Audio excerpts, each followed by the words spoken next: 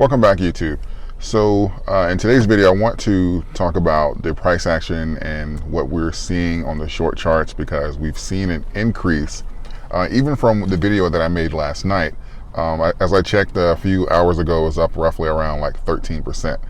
And I wanted to just make this video because I know that there's a lot of frustration in the community, mostly around just the price action. And I know that most people, even when you look on Twitter and Reddit and just most, I don't know if they're just trolling but I do believe that it's just mostly how people evaluate purchases. They do it just based off of the price.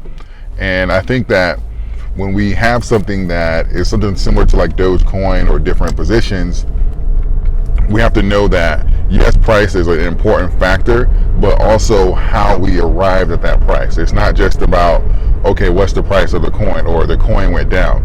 It's different.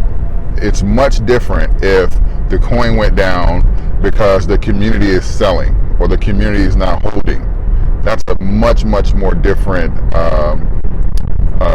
situation than when we see that there is blatant manipulation or the coin is having a little help going down. I think that is the biggest factor here that we have to deal with. And I think that it's ultimately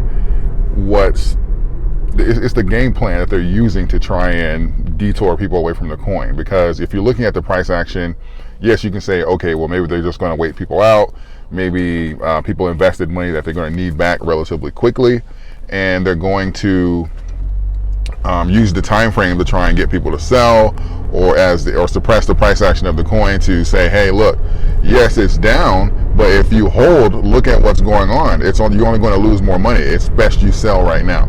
And this is a lot of the strategies that we've seen, and this is not just limited to Dogecoin. This is a strategy that we've seen with all of the quote-unquote meme tokens over the last year.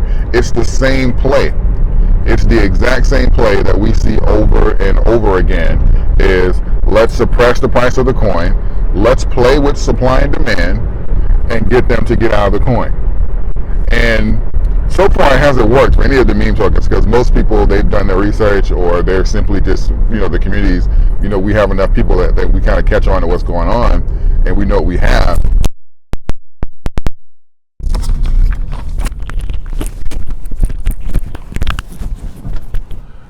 And we're able to get the true price action that we deserve for the actual coin. So I believe this is going to be a factor going forward here, because I'll go over the video later tonight. We will take a look at the charts, because obviously I'm driving now, but we're going to take a look at the actual video and see here that the shorts are increasing. And I do believe, just as I discussed last night, this is the beginning of the next leg up for the shorts. And this is going to confirm everything that we've been talking about for the last few days, that there is a situation now that if they back off Dogecoin right now, it's going to reveal what they've been doing this entire time, and that may trigger FOMO. So they're in like this do or die situation now, where they cannot retrace the short positions back down to those lower levels. They only have the option to pretty much grow the cancer that they've been doing over the last few months, or the last year, really. But the thing about it is, like we've been talking about supply and demand, is when you get the price of an asset down so low, eventually there's a threshold point, and I believe that's somewhere between like 5 cents or so.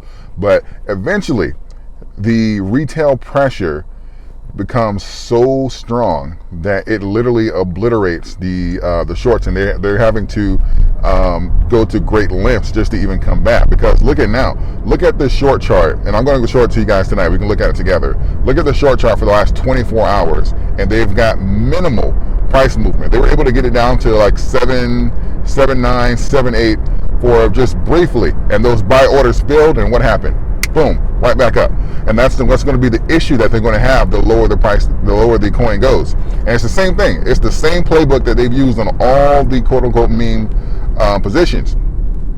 They short until they can't anymore. They short all the way down, and then retail buying pressure just becomes overwhelmingly, and it comes through and they get destroyed.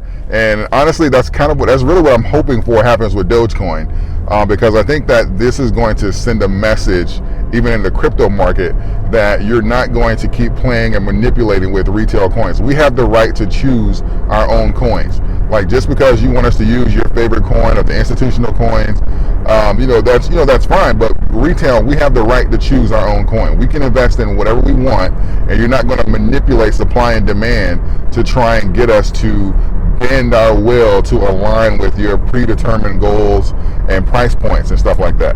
We know that these funds hire psychologists. They've said, look at some of the top 3 funds. I'm not going to say any names right now, but we know that they went on record to say that, yeah, we hire psychologists to influence consumer price actions. So we know the kind of games that they're playing. So take that into consideration when you're looking at the price, because sometimes the price does not reflect the actual value. So with that, I'll see you guys later tonight. I hope this video finds you well. I'll talk to you soon.